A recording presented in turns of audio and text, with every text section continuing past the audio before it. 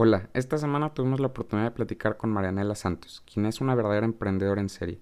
Ha estado involucrada en la fundación de 8 compañías en sectores que van desde la telemedicina hasta el sector energético. Además es fundadora de una organización que busca y promueve la inclusión laboral para personas con discapacidad. Marianela está por graduarse de su 9º programa de posgrado de negocios, lo que nos confirma que siempre se mantiene aprendiendo y sobre todo pensando en el futuro, pero con acciones en el presente. Espero que disfruten esta plática tanto como yo. Los dejo con el 5º episodio.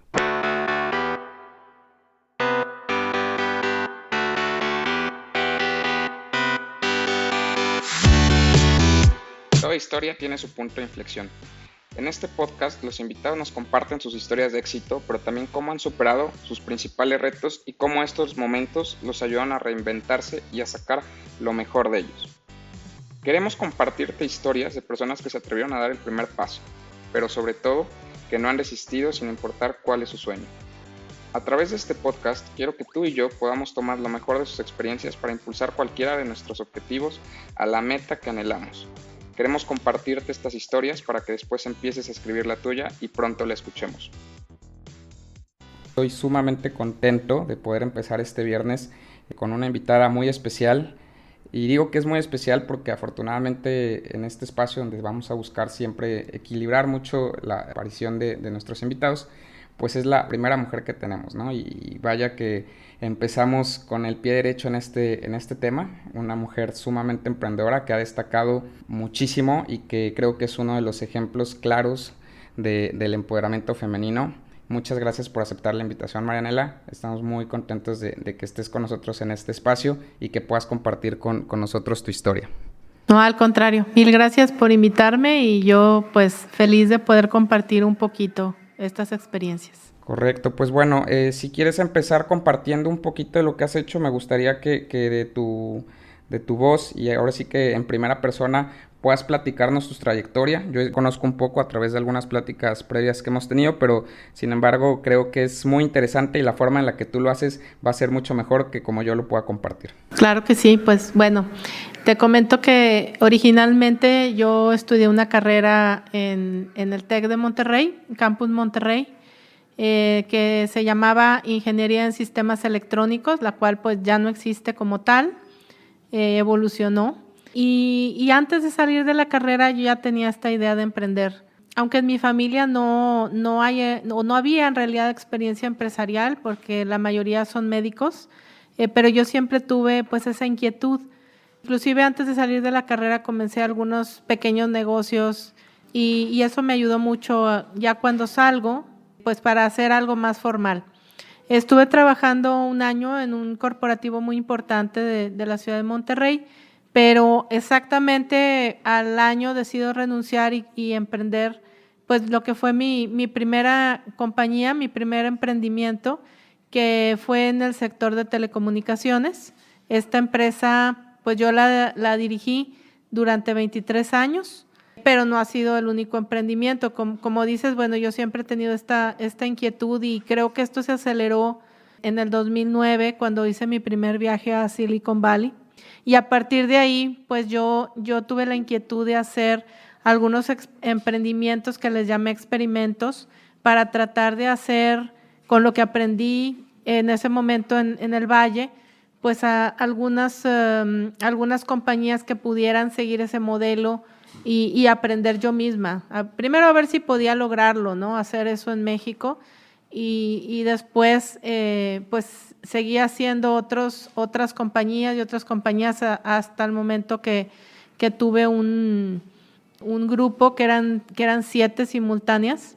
Y yo me di cuenta que también tenía que prepararme mucho en el camino si quería llegar a otras ligas.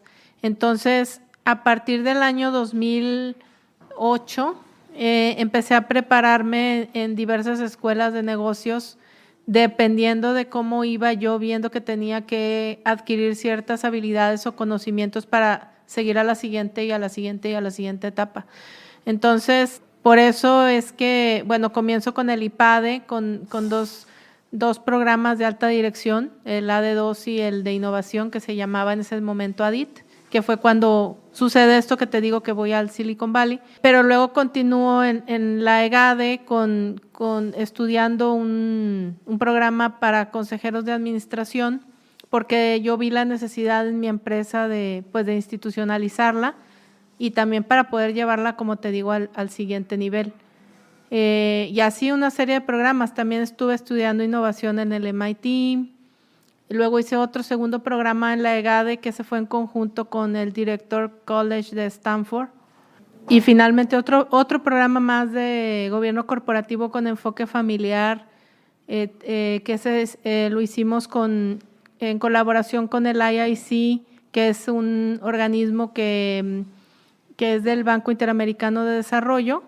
Y pues al día de hoy estoy llevando mi 9º programa de posgrado o ejecutivo, que es, pues ahora sí que es media maestría, es una especialidad que está dando la EGADE en lo que es el sector energía, se llama especialidad en administración de energía. Y eso se dio porque yo vi desde el año 2008 que mi empresa tenía que evolucionar en sus modelos de negocio hacia lo que en aquel entonces empezaba a sonar que era la nube, que eran modelos en donde el tema de redes, que era lo que yo hacía. Yo fui especialista en redes, telecomunicaciones y ciberseguridad, como te digo, durante 23 años. Pero más o menos a partir del 2008 esto empieza a evolucionar en modelos en donde la infraestructura ya no la adquieres, sino la usas, ¿no? Y ese uso es variable y esos modelos en hardware no existían en ese momento. Entonces, yo me vi en la necesidad de tener pues capital suficiente para poder echar a volar este modelo, porque llegó un momento en que no podía yo con mis propios recursos seguir financiando los proyectos yo sola, porque finalmente mis clientes eran clientes muy grandes, eran pues los grandes carriers como Axtel, Alestra, que en aquel momento estaban separados, era Marcatel, era Telum. Entonces yo financiando a los clientes de ellos era bastante complejo hacerlo con mis propios recursos. Entonces pues yo vi que tenía la necesidad de crecer y de fondear los proyectos de otra manera, y por eso es que me di a la tarea de prepararme para poder llegar a otras ligas. Y pues básicamente empezamos, como te decía, con el tema del Banco Interamericano, pero yo ya había visto que finalmente había 3 caminos, que era seguirlo con los bancos, era la Bolsa Mexicana de Valores o era un fondo de capital privado, y en aquel momento yo no sabía qué era lo que iba a suceder más adelante, así que pues comencé a caminar los 3 caminos, que al final de cuentas se dieron los 3, pero yo no sabía que iban a suceder los 3. Entonces, lo que sí veía es que tenía que prepararme, porque eran pues otras ligas y otra forma de manejar la compañía, mucho más institucional y mucho más profesional. Yo te estoy hablando de que mi primer emprendimiento, como te decía, pues imagínate, yo renuncio y tomo mi última quincena y con eso comienzo esta empresa que te digo. Y pues estoy hablando de que comencé con 8,000 pesos, que en aquel momento eran pues como, ¿qué serán? Como tal vez $1,500 de aquella época. Wow. Y poco a poco creció, ¿no? Es una historia increíble, porque es una historia que creo que empieza con ese punto en el que no necesitabas un capital enorme, sino simplemente es dar el paso, y eso te llevó a donde prácticamente pues hoy estás. Dentro de lo que bueno sabemos también de tu trayectoria, es que prácticamente has estado participando en el emprendimiento de 8 empresas y que pues también has tenido salidas de ellas, ¿no? Entonces eso creo que también es uno de los temas muy relevantes que creo que marcan tu historia de éxito. Pero platicando un poco de los motivos o los porqués de tu historia, pues me llama mucho la atención que siempre has estado en sectores donde, de manera equivocada, pero nuestros paradigmas a veces nos llevan a pensar que son sectores donde principalmente trabajan hombres. Y has logrado destacar, porque la industria de telecomunicaciones o el tema de ingenieros normalmente el paradigma general que tenemos es el ingeniero es un hombre, y después el que va a Silicon Valley es emprendedor y el empresario es un hombre, y tú has logrado destacar en los dos rubros siendo mujer. ¿Cómo ha sido esa trayectoria? ¿Qué es lo que hay detrás de ti? ¿Cómo te motivaste y cómo has logrado destacar mucho más que muchos hombres en este rubro, ¿no? Híjole, pues yo creo que ese es un tema, o una barrera mental. Fíjate que yo nunca he sentido ninguna diferencia, o sea, es que realmente para mí, digamos, de manera natural, siempre desde mi carrera, pues eran puros hombres, o sea, yo estoy acostumbrada a trabajar entre puros hombres, pero nunca me sentí diferente desde el punto de vista intelectual. Entonces, pues simplemente nunca hubo esa barrera. Yo creo que al contrario, a mí, yo te puedo compartir que el hecho de ser mujer me ayudó durante mi trayectoria profesional porque generas mucha confianza en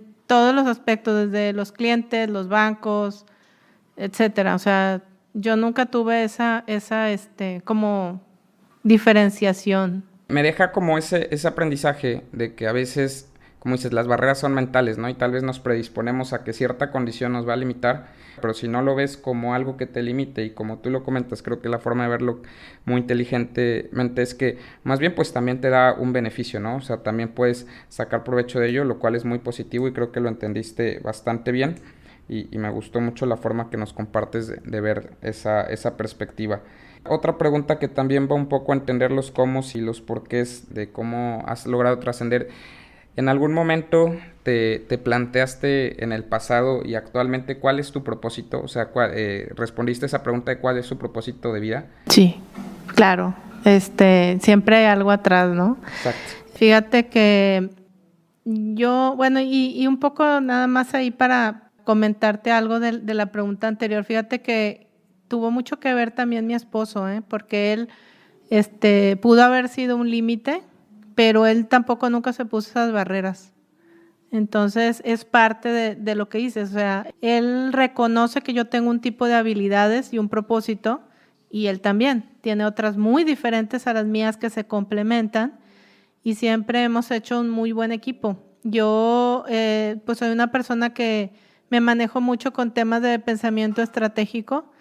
Me gusta mucho el tema de la inclusión, el tema de la sustentabilidad, ahora el tema de transformación digital. Y yo te estoy hablando desde la carrera, porque nosotros estuvimos en grupos que a lo mejor en el TEC ni saben de dónde salieron, pero nosotros estábamos en aquellos, no sé inclusive si todavía existan, pero había un grupo que se llamaba Profísico, que nace haciendo estas rampas para poder accesar a las aulas en el TEC, porque antes no había rampas para discapacidad. Para temas de inclusión. Exactamente, entonces eso nace por un accidente que tuvo pues un compañero que después tuvo que movilizarse en silla de ruedas, y en el campus no existía eso. O sea, te estoy hablando de los 90s.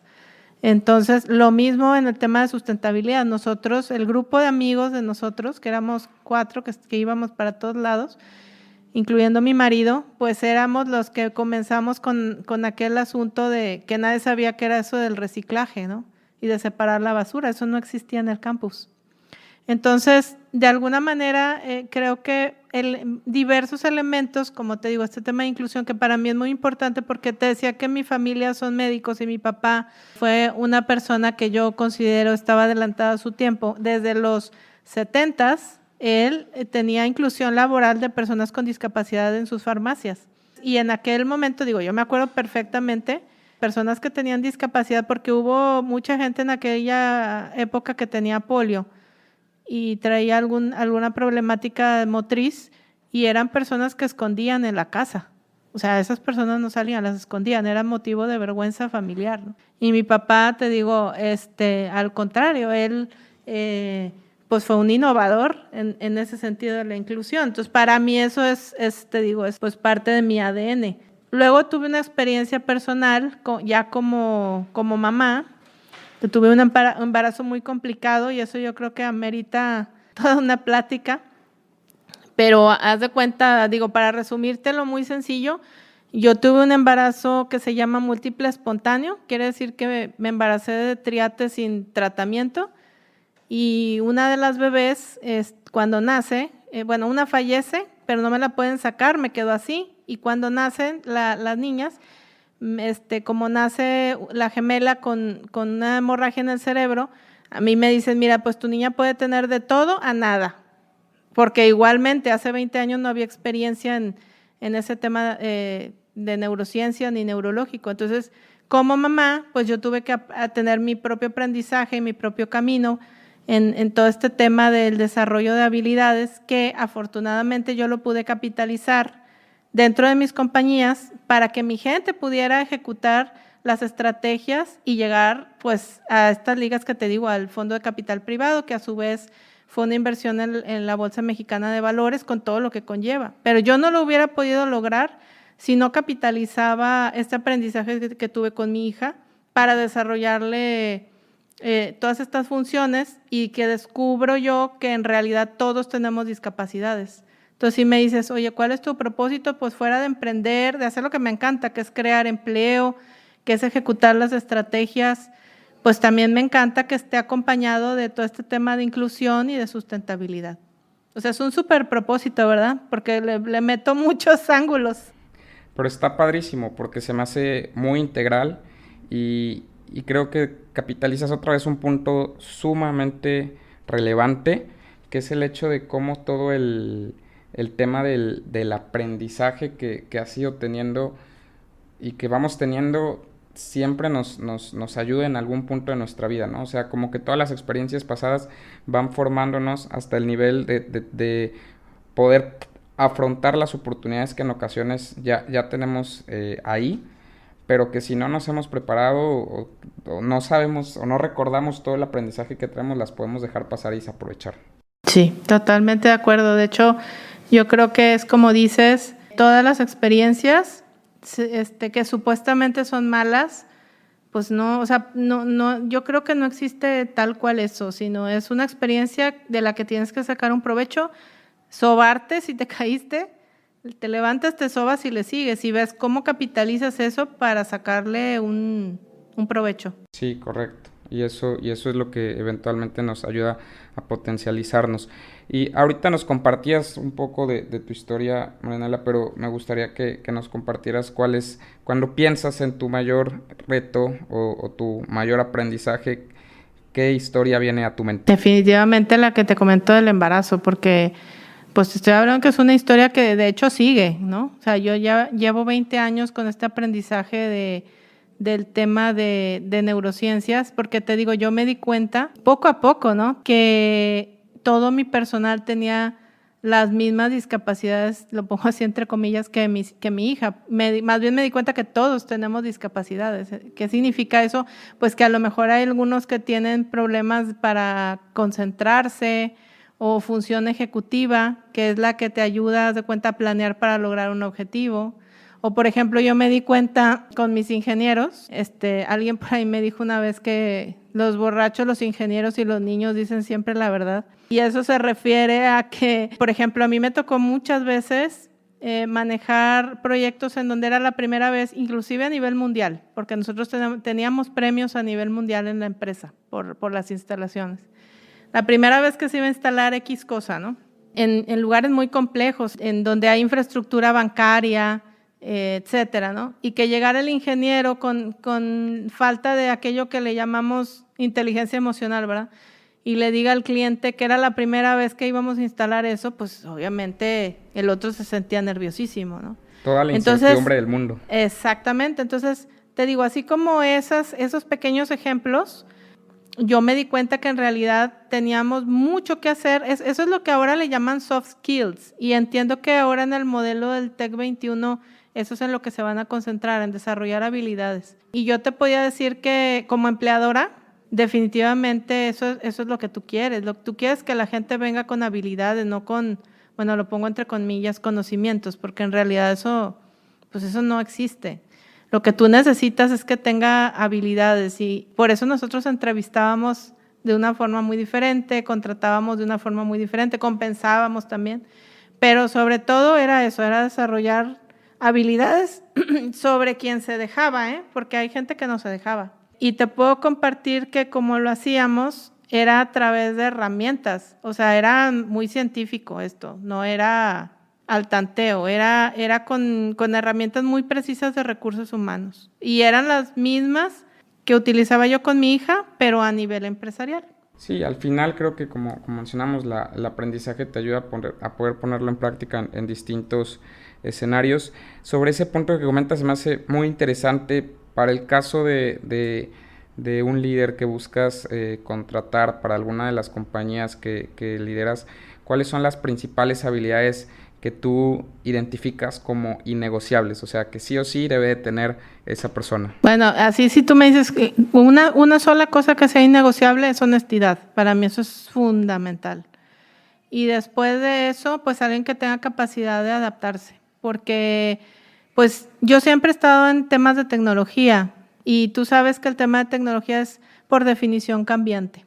Y México es una cultura, bueno, yo creo que toda Latinoamérica, y eso está súper estudiado. Somos una cultura que no nos gusta el cambio, nos crea mucho estrés el cambio, no nos gusta. Entonces, alguien que no sea capaz de adaptarse al cambio y aún más allá, de ver hacia adelante, porque yo, de hecho a mí mi gente siempre me decía, sobre todo mi director comercial, que yo me decía la niña del futuro, porque yo siempre estoy, y eso lo aprendí en Silicon Valley, tratando de pensar en bloques de 5 años hacia adelante. Siempre, o sea, 5 años, analizar. De hecho, yo tengo por ahí mis futurólogos de cabecera, que son personas que, o sea, son analistas, ¿verdad? Analistas de negocios, que hablan, que publican artículos o publican información sobre cómo se va a comportar X industria en el futuro. Llámese la de la energía, la de TI de tal especialidad, etcétera. O sea, eso hay mucha información sobre eso de la OCDE y de estas personas que profesionalmente se dedican al tema así tal cual de la futurología en términos de analistas de negocios. Y eso es algo que recomiendo, súper recomiendo. O sea, siempre estar viendo hacia adelante para ver qué es lo que se va a necesitar hacia adelante y empezar a ejecutar hoy, porque más o menos así son los ciclos, de 5 años, en lo que madura la adopción de algo, de una tecnología, de una forma de trabajar, de un proceso, etcétera. Eso me genera una pregunta que quisiera que nos compartieras. Cuando tú empiezas a crear una empresa, me imagino que la empiezas cuando tal vez el nivel de adopción todavía ni siquiera está en su punto, ¿no? Me imagino que con esto que nos comentas buscas anticiparte, pero más o menos, ¿cuánto tiempo antes empiezas a desarrollar o sea, en la experiencia que has tenido con tus empresas, cuánto tiempo antes empiezas a desarrollar este proyecto, esta idea, para el momento en el que, digamos así, ya el escenario está listo? Yo creo que unos 8 años, más o menos, así. Y suena un chorro, ¿no? Pero créeme que en negocios, y aparte en Latinoamérica siempre vamos como un poco más atrás. Que fíjate, curiosamente, digo, ahorita me viene a la mente un proyecto que hice y de una empresa que también se vendió esa tecnología y esas patentes, temas de telemedicina.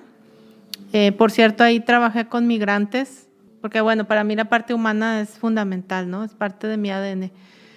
Migrantes mexicanos que, pues bueno, siempre tenemos esa idea de que como ya están en Estados Unidos, ya lo hicieron y vivieron felices para siempre y nada que ver.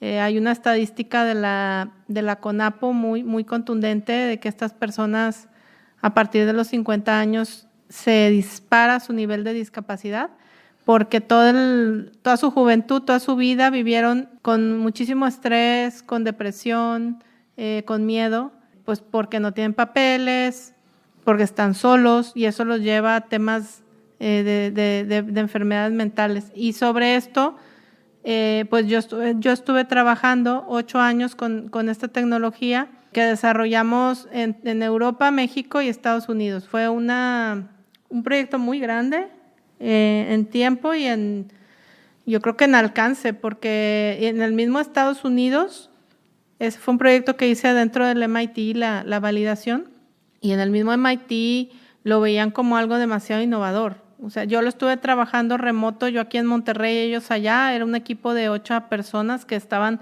trabajando el proyecto y lo veían como algo demasiado innovador. De hecho, tenían mucha curiosidad de conocerme. Ya cuando viajé al siguiente año, en enero, que me entregaron el proyecto, querían conocerme porque se les hacía algo como muy raro que alguien estuviera trabajando para fines civiles en temas de telemedicina, porque normalmente en Estados Unidos, cuando hay una tecnología nueva, primero siempre es con fines militares y luego lo hacen para fines civiles. Entonces les hacía rarísimo, ellos no tenían experiencia. Sin embargo, en Europa, pues eso, telemedicina se hace desde 1938. Pero acá no. Entonces, te digo, si en Estados Unidos, imagínate en México, ¿no? Eso nos demuestra que sí podemos ser pioneros, ¿no? Que no siempre tenemos Sí. que ser los seguidores. Y eso creo que es muy padre y es muy gratificante saber que como mexicanos podemos ser los primeros. Sin duda, sin duda. Yo créeme que todos los días, o sea, mi pensamiento no está aquí. Te digo, yo, bueno, sí vivo en el presente, pero también en el futuro. Entonces, yo siempre veo las inversiones a largo plazo. Entonces, lo que esté pasando ahorita, pues igual y no me afecta tanto. Fíjate que yo he aprendido mucho de otros países. Bueno, aparte que mi marido es sudamericano, entonces soy mitad sudamericana desde hace 25 años. Y de la experiencia de Argentina, de la experiencia venezolana, yo he aprendido muchísimo. Entonces, cómo sacarle la vuelta pues a estas vaivenes económicos, ¿no?, que tenemos en Latinoamérica, cómo blindarte de eso, pues es algo que aprendes. Y yo creo que en Estados Unidos eso no lo deben ver como algo rarísimo porque allá todo es bien estable. En cambio nosotros siempre vivimos entre la incertidumbre y el vaivén, entonces te vas acostumbrando. Y ese vaivén, digo, tiene su parte negativa, pero también creo que, como lo comentas, ¿no? Si eres capaz de entenderlo como tú nos compartes ahorita, pues también eres capaz de detectar las oportunidades que va a generar. Sin duda, sin duda. Y hay muchísimas. De hecho, hay más de las que puedo yo hacer, ¿no? A veces doy conferencias y les pongo algunas estadísticas o gráficas o mercados y trato de darles ideas porque pues eso de ver las cosas así en cortito te acota mucho. Entonces trato como que de que le den como un zoom out, ¿no?, al mercado para que puedan ver todas las grandes oportunidades que hay. Pues son muchísimas. Ojalá pudiéramos hacerlas todas, ojalá yo pudiera hacerlas todas, no se puede, ¿no? Pero son demasiadas, de verdad. Yo siempre soy súper positiva, o sea, hay muchas cosas y, ¿sabes? Lo malo es que como no estamos acostumbrados a verlas, pues los extranjeros son los que vienen y lo capitalizan. Sobre todo ahorita, ¿Vieras la cantidad de gente que está llegando de San Francisco acá? Con todas las oportunidades que hay en fintech, por ejemplo, o de Irán. O sea, ¿tú te imaginas gente de Irán viniendo a vivir a México o de San Francisco a México? Porque ven las grandes oportunidades y nosotros estando aquí, pues como que no sé, estamos distraídos tal vez. A veces nos ciclamos. Entonces, tienes razón. Fíjate que para mí el antídoto de eso es viajar. Siempre me ayuda eso. Cuando viajo, como que, no sé si hasta en el avión ya se me empieza a despejar la mente. Yo creo que sí es importante. Correcto. Y de hecho quería preguntarte, y creo que eso nos puede ayudar mucho a entender y poder aplicar parte de lo que a ti te ha llevado a donde estás. ¿Cuál es tu proceso para futurear? Ya decías que te acercas con especialistas, pero ¿tienes alguna técnica específica para empezar a pensar de esa manera? ¿O cómo una persona que quiera empezar a seguir esos pasos puede empezar a hacerlo? Fíjate que sí, o sea, bueno, primero yo tengo así como mi listado, por así llamarlo, de las empresas, no de las empresas, de las industrias de alto valor. Lamentablemente en México el 93% de nuestro aparato productivo está en industrias de bajo valor. Eso quiere decir que no hay manera de que subas los sueldos, porque cuando tú produces una hora producto en cualquiera de estas industrias, el mercado te va a comprar ese producto ya sea en menos de $1, en menos de $10, en menos de $100. Sin embargo, si tú te mueves hacia el alto valor, donde una hora de trabajo, el de trabajo producto está arriba de $1,000, pues ahí ya estás en el alto valor y vale la pena, ¿no? ¿Dónde está ese mundo? Pues está en los nutracéuticos, en la nanotecnología, en las energías renovables, en la 4.0. O sea, hay un gran listado, digamos, de industrias de alto valor, en las biotecnologías, etcétera, etcétera, etcétera, el software. Entonces, ahí es donde yo veo dónde hace match, digamos, estas industrias con lo que yo puedo puedo aportar por la experiencia que he tenido, o por qué no, también aprendiendo algo nuevo. Y ahí es donde me concentro, porque, bueno, seguramente tú has escuchado y mucha gente ha escuchado eso de que dentro de la OCDE nosotros somos el país que chambea menos y gana más, Chambeamos más y ganamos menos. Exacto. Sí, escuché Ajá. eso. Pero es por eso que te digo, porque el 93% del aparato productivo está en commodities o en industrias de bajo valor. Entonces no hay manera. Si tú me dijeras, oye, ¿cuál es tu sueño?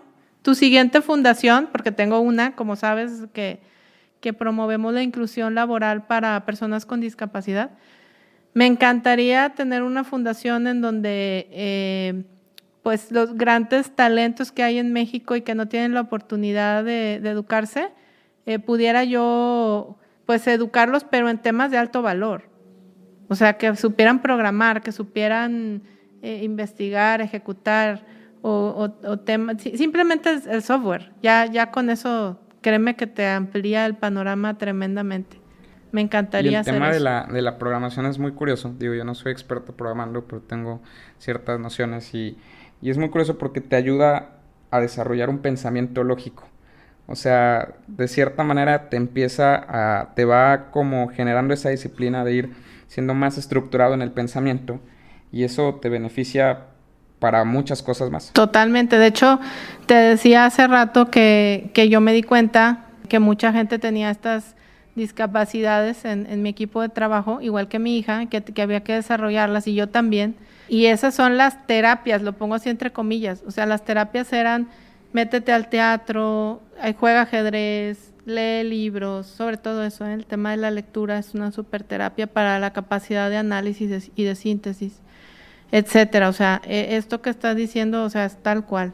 O sea, esas son las terapias, no es nada sofisticado ni raro, es estimular para que se conecten cosas adentro y te dé esa capacidad de análisis que comentas. Una es aprender a programar, porque efectivamente te da pues esta secuencia lógica de los procesos, de cualquier proceso, ¿verdad?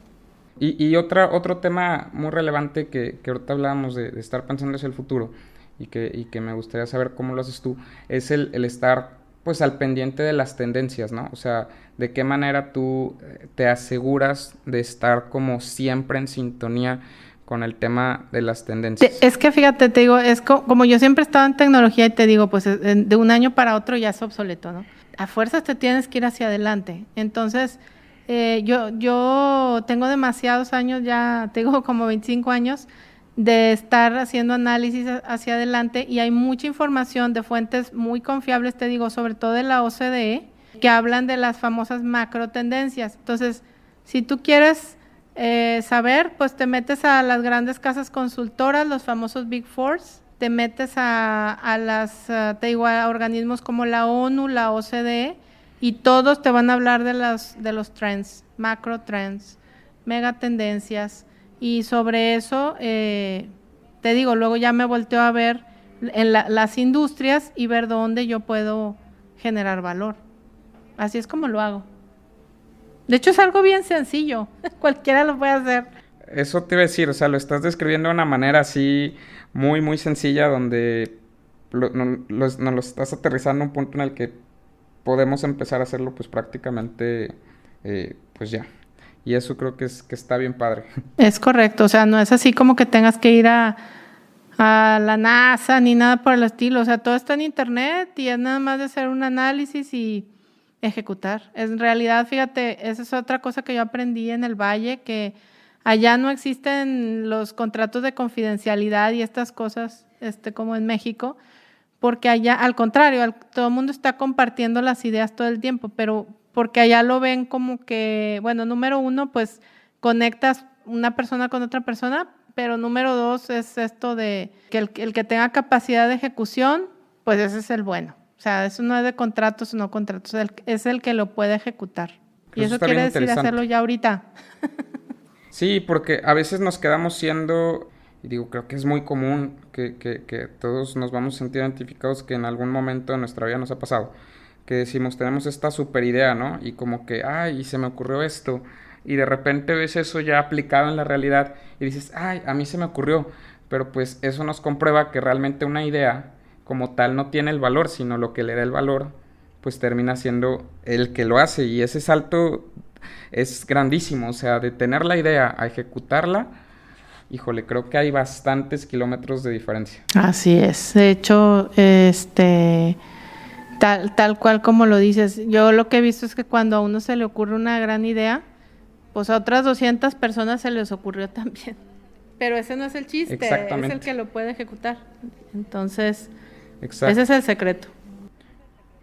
Y eso es bien importante porque creo que desde el sistema estructural de cómo funcionan las cosas, ahorita que nos compartías eso que yo desconocía cómo es en Silicon Valley, pues eso fomenta a darle todavía más valor a la ejecución, porque a veces aquí, inclusive, digo, la forma de pensar, y creo que hasta el mismo tema de tener tantos NDAs y demás, lo que nos va llevando es a esa limitación de no compartas tu idea porque te la van a robar.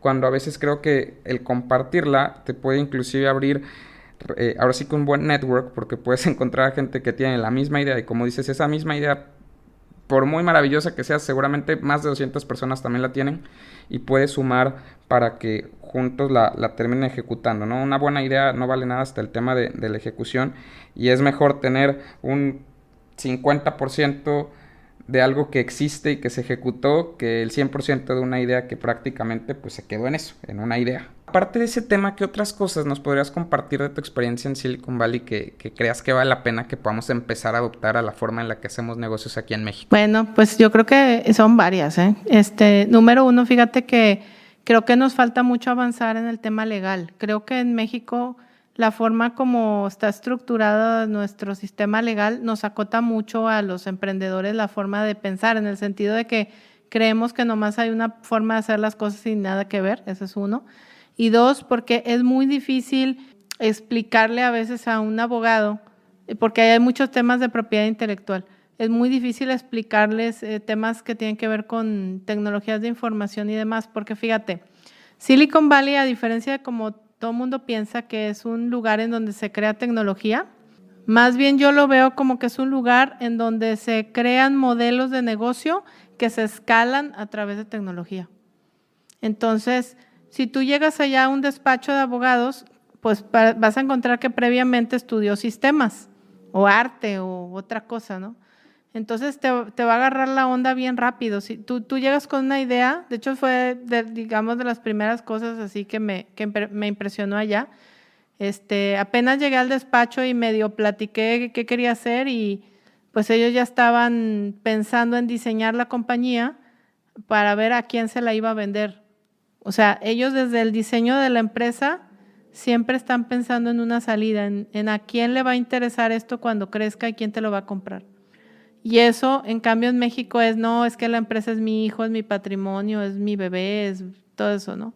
Y allá no, allá la empresa se hace para venderse. De hecho, fue la primera persona que yo conocí allá, y la primera cosa que nos enseñó es que la empresa no es el patrimonio, sino es la vía para tener el patrimonio. Entonces, te digo, es una forma muy, muy diferente, es diseñarla para venderla, es estar siempre haciendo iteraciones, estar abierto al tema del fracaso, porque aquí en Latinoamérica, yo creo, no solo en México, el que alguien fracase, y lo pongo así entre comillas, pues es mal visto, es algo negativo, y en cambio allá es algo súper positivo. El tema también del riesgo, de cómo se entiende el riesgo, es muy diferente. Allá a veces tú llegas y pides $1 y te van a dar 1,000 porque ellos saben que si no lo escalas así en grandote, pues te van a sacar del mercado. Y aquí no, aquí se quieren ir todo en chiquito, ¿no? Muy, muy interesante. Y platicando un poco de toda esta experiencia que has tenido a lo largo de tu recorrido, ¿en algún momento de tu trayectoria ha llegado esa duda o has cuestionado un poco el por qué haces lo que haces? O sea, si has tenido ese punto de si realmente vale la pena, porque seguramente el haber emprendido en 8 empresas, el mantenerte siempre tan dinámica, pues todo es un trade-off. Eso seguramente ha implicado algunos esfuerzos o algunos, llamémosle, sí, algunos sacrificios en el sentido de poder lograr trascender de la forma en la que lo has hecho. ¿Y si ha llegado un punto en el que te cuestiones si vale la pena o ha valido la pena? Pues bueno, yo siempre he pensado que vale la pena porque, bueno, para empezar, yo nunca pensé, la verdad, que iba a crecer tanto. Es como, siempre lo comparo con una planta que tengo aquí en la casa, una palmera, que cuando yo la compré le dije al jardinero, quiero una palmera que no crezca. Y pues no, o sea, ahora es un palmonón, ¿no? Entonces, pues siempre le digo a mi marido, no, pues como la palmera, ni modo, ¿no? O sea, no, yo no pensé que fuera a ser así, pero luego me di cuenta, inclusive esta plática, fíjate que a mí no me gustaba para nada hablar de todo esto, digamos así, de mi trayectoria profesional y todo esto, pero en una ocasión que me invitan a un primer evento que fui, pues me di cuenta que sí le servía, o sea, sí tenía un impacto en la gente. Entonces dije, bueno, pues lo tengo que compartir. ¿De qué sirve que haya estudiado tanto? Si no lo comparto, pues no tiene sentido. Lo mismo en las empresas, o sea, para mí lo que a mí me mueve, como te digo, es el tema humano, el crear empleo, porque pues en México eso hace mucha falta. Entonces, pues digamos que todo eso para mí es muy satisfactorio. Lo que tenga que ver con el tema humano. Mientras haya un tema humano ahí de por medio, para mí vale la pena. Sobre todo este punto, ¿qué es lo que te espera? Ahora sí que en los próximos meses que nos puedas compartir, y también dónde la gente puede darle seguimiento a todas las iniciativas que has hecho y poderle darle un seguimiento a la trayectoria exitosa que has ya construido. Bueno, pues ahorita, como te platicaba, estoy trabajando muy de lleno en el sector energía. Fíjate que traemos ahí algunos productos patentados, específicamente ahorita para temas fotovoltaicos y de cuartos limpios. Te platico súper rápido que lo que nosotros detectamos como oportunidad es que como en México no está correctamente regulado el tema de las instalaciones fotovoltaicas, y bien curioso, ¿no? Y a nivel residencial, por ejemplo, yo veo que todo el mundo es precio, precio, precio, precio, y no se dan cuenta que es riesgo, riesgo, riesgo, riesgo. El otro día le estaba diciendo a mi marido que quería comprarme un dron. Simplemente aquí donde vivo, ¿no? En la colonia, hay un montón de instalaciones mal hechas. Yo te diría que el 98%. Entonces yo le decía, voy a subir un dron para tomar fotos y poner, mira, esto no, esto no.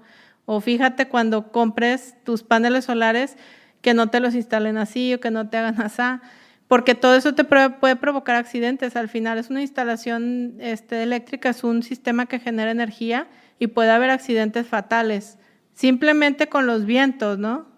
Yo te diría que el tema de las instalaciones a partir de las estructuras, el 98% está mal hecho. Entonces, por eso nosotros vimos ahí un área de oportunidad. Nosotros siempre hemos creído en el tema del conocimiento y de certificarnos y todo esto, la parte técnica. Entonces, decidimos hacer un producto muy bien hecho, de muy bajo costo, 100% mexicano y que fuera exportable, o sea, a los Estados Unidos, porque creemos que aquí podíamos aportar muchísimo valor. Entonces decidimos hacer estos productos para integradores, que ya son kits hechos a la medida, que se hicieron bajo especificaciones de simulaciones de software y en túnel de viento y con un montón de pruebas. Inclusive los hicimos para que funcionen en zonas de huracán.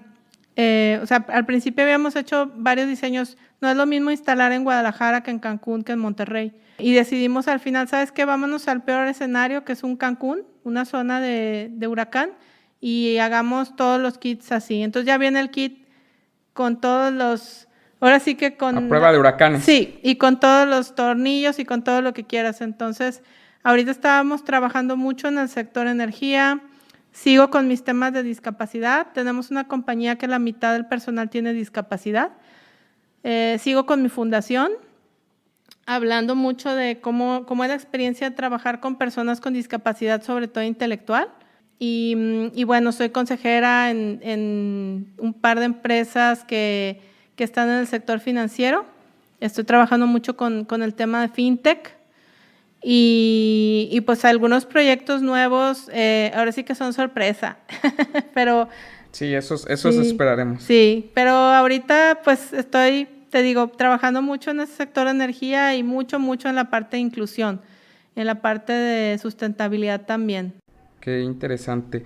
Y bueno, para ir cerrando, normalmente terminamos la plática con una dinámica en la cual tú tienes una opción de elegir, puedes elegir una o puedes elegir hasta las 3 recomendaciones, dependiendo que quieras compartir con nosotros, pero puedes recomendar un libro, una serie y un buen hábito. Digo, puedes recomendar una de cada una de las 3 o puedes recomendar solamente uno de los 3 rubros. Ok, bueno, una serie me encantó, esta serie de Self-Made, obviamente, ¿verdad? Es una mujer que hace una gran compañía, esa la recomiendo. Pues de hábito, definitivamente es el de leer y leer diario, porque te decía, la lectura te da capacidad de análisis y síntesis. Cualquiera que haya estudiado una maestría sabe que tiene que leer y leer y leer.